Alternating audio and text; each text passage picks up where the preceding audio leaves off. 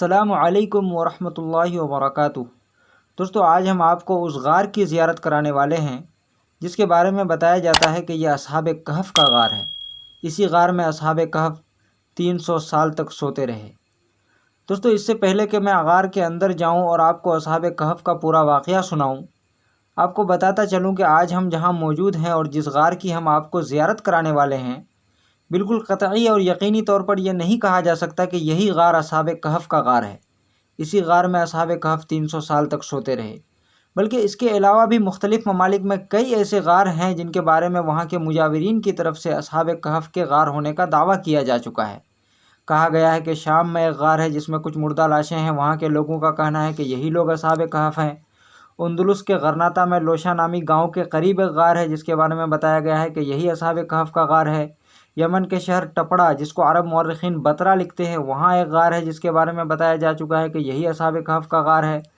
عام مفسرین نے اصحاب کہف کی جگہ افسوس نامی شہر کو قرار دیا ہے، جو ایشیائے کوچک کے مغربی ساحل پر رومیوں کا سب سے بڑا شہر تھا، جس کے کھنڈرات اب بھی موجودہ ترکی کے شہر ازمیر میں پائے جاتے ہیں۔ واللہ عالم۔ دوستو، اس میں سے کسی ایک کو صحیح اور باقی کو غلط کہنے کی ہمارے پاس کوئی دلیل موجود نہیں۔ بہرحال دوستو، آج ہم جس غار کے پاس موجود ہیں یہ اردن میں واقع ہے۔ اس علاقے کا پورا نام الرجیب ہوا کرتا تھا۔ یہاں کے مقامی لوگوں کے بقول اس جگہ کا پرانا نام الرقیم ہے۔ قرآن کریم میں اللہ رب العزت نے ارشاد فرمایا، ام حسبت ان اصحاب الکہف والرقیم کانوا من آیاتنا عجبا۔ اسی مناسبت سے زیادہ تر لوگوں کا ماننا ہے کہ شاید حقیقی اصحاب کہف کا غار یہی ہو۔ واللہ اعلم۔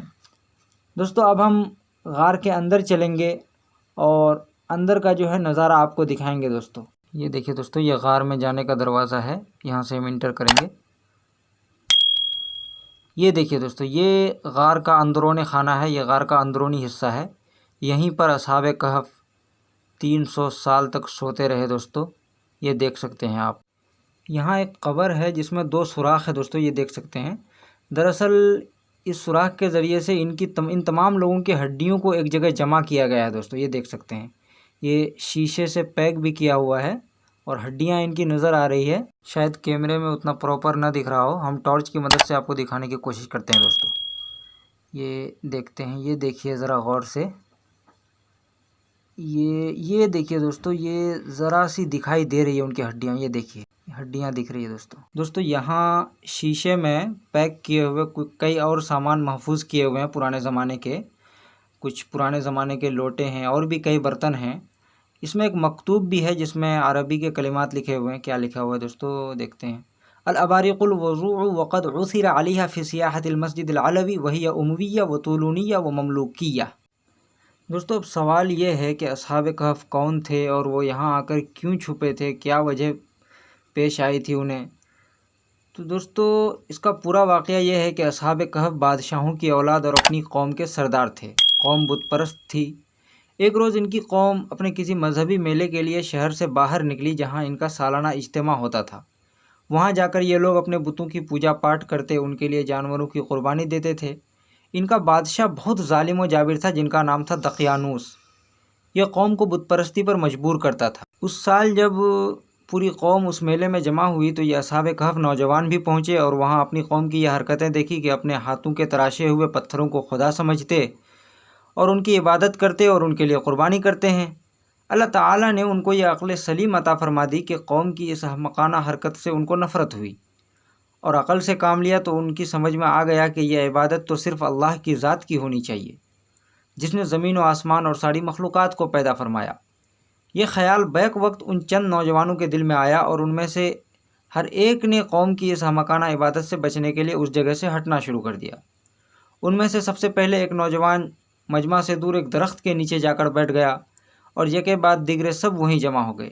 یہ لوگ ایک جگہ جمع تو ہو گئے، لیکن ہر ایک اپنے عقیدے کو اس لیے چھپاتا تھا کہ کہیں جا کر بادشاہ کو پاس مخبری نہ کر دے اور میں گرفتار کر لیا جاؤں۔ کچھ دیر خاموش رہنے کے بعد ان میں سے ایک شخص بولا کہ بھائی، ہم سب کے سب قوم سے الگ ہو کر یہاں پہنچنے کا کوئی سبب تو ضرور ہے۔ مناسب یہ ہے کہ ہم سب باہم ایک دوسرے کے خیال سے واقف ہو جائیں۔ اس پر ایک شخص بول اٹھا کہ حقیقت یہ ہے کہ میں نے اپنی قوم کو جس دین و مذہب اور عبادت میں مبتلا پایا ہے، مجھے یقین ہو گیا ہے کہ یہ باطل ہے، عبادت تو صرف اور صرف اللہ کی ذات کی ہونی چاہیے۔ اب یہ سارے لوگ دوست ہو گئے کیونکہ سب کا خیال متحد تھا۔ انہوں نے الگ اپنی ایک عبادت گاہ بنا لی جس میں یہ لوگ جمع ہو کر اللہ کی عبادت کرتے تھے۔ مگر یہ خبر پورے شہر میں پھیل گئی اور کچھ چغل خوروں نے بادشاہ تک ان کی خبر پہنچا دی۔ بادشاہ نے ان سب کو حاضر ہونے کا حکم دیا۔ یہ لوگ دربار میں حاضر ہوئے تو بادشاہ نے ان کے عقیدے اور طریقے کے متعلق سوال کیا۔ انہوں نے بلا خوف اپنا عقیدہ توحید بتلا دیا اور بادشاہ کو بھی عقیدہ توحید کی دعوت دی۔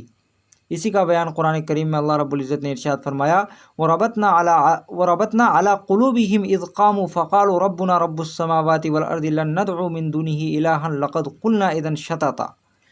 جب ان لوگوں نے بادشاہ کو بے باک ہو کر ایمان کی دعوت دی تو بادشاہ نے اس سے انکار کیا اور اس کو ڈرایا، دھمکایا اور ان کے بدن سے شاہی لباس اتروا دیے، کیونکہ یہ لوگ شہزادے تھے جن کے بدن میں عمدہ قسم کی لباس ہوا کرتی تھی، اور ان کو کچھ دنوں کے لیے مہلت دے دی کہ اگر تم اپنی قوم کے دین و مذہب پر آ جاتے ہو تو تم اپنے حال پر رہو گے ورنہ قتل کر دیے جاؤ گے۔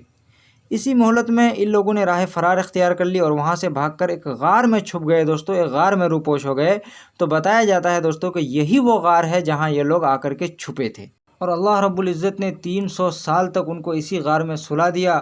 فَضَرَبْنَا عَلَىٰ آذَانِهِمْ فِي الْكَهْفِ السِّنِينَ عَدَدًا۔ اور جب 300 سال بعد وہ بیدار ہوئے تو ان کے ظاہری آثار اور اندرونی کیفیات سے انہیں یہ محسوس ہوا کہ ہم ایک دن یا چند گھنٹے صرف سوئے ہوں گے۔ جب انہیں بھوک لگی تو یملیخا نامی ایک شخص کو بازار کھانے کے لیے کچھ خریدنے کے لیے بھیجا۔ جب یہ کھانے کے عوض 300 سال کا پرانا سکہ دکاندار کو دیا تو دکاندار حیران رہ گیا۔ سب نے کہا اس شخص کو کہیں پرانا خزانہ ہاتھ آ گیا ہے، اسی سے نکال کر یہ سکہ لایا ہے۔ بازار والوں نے اسے گرفتار کر کے بادشاہ کے سامنے پیش کیا، اور اس وقت کا بادشاہ نیک صالح ایک اللہ کو ماننے والا متقی پرہیزگار بندہ تھا جس کا نام بیدوسیس بتلایا گیا ہے۔ اس نے سلطنت کے پرانے خزانے کے آثار قدیمہ میں ایک تختی دیکھی تھی جس میں اصحاب کہف کے نام، اس کے فرار ہونے کا واقعہ پورا ایک دم بالتفصیل لکھا ہوا تھا، جس کو ظالم بادشاہ دقیانوس نے لکھوائی تھی۔ اسی تختی کا نام رقیم ہے جس کی وجہ سے اصحاب کہف کو اصحاب رقیم بھی کہا گیا ہے دوستو۔ بیدوسیس بادشاہ کو اس واقعہ کا کچھ علم تھا جو کہ اس نے تختی پڑھ کر کے حاصل کی تھی، اس لیے یملیخا سے اس کے حالات کی تحقیق کی تو اس کو اطمینان ہو گیا کہ یہ انہی لوگوں میں سے ہے۔ بادشاہ بہت خوش ہوا اور یملیخا سے کہا کہ مجھے اس غار پر لیے چلو جہاں سے تم آئے ہو۔ بادشاہ غار پہنچا، سب سے ملاقات کی۔ ان لوگوں نے بادشاہ کا استقبال تعظیم کے ساتھ کیا، پھر وہ غار کی طرف لوٹ گئے اور اللہ نے ان پر موت طاری کر دی۔ بعض روایت میں آتا ہے کہ بادشاہ سے ملاقات نہیں ہو سکی تھی، بلکہ بادشاہ سے ملاقات سے پہلے ہی ان کی وفات ہو چکی تھی۔ تو دیکھا آپ نے دوستو اصحاب کہف کے غار کو۔ آج کی ویڈیو کو ہم یہیں پر ختم کرتے ہیں۔ اگر ویڈیو پسند آیا ہو تو ویڈیو کو لائک کریں اور اس کو اپنے دوستوں کے ساتھ شیئر کریں، اور اگر آپ کے پاس اصحاب کہف کے بارے میں کوئی ریسرچ ہے تو ہمیں کمنٹ کر کے ضرور بتائیں، اور اگر آپ ہمارے چینل پر نئے ہیں تو ہمارے چینل کو سبسکرائب کر دیں۔ السلام علیکم ورحمۃ اللہ وبرکاتہ۔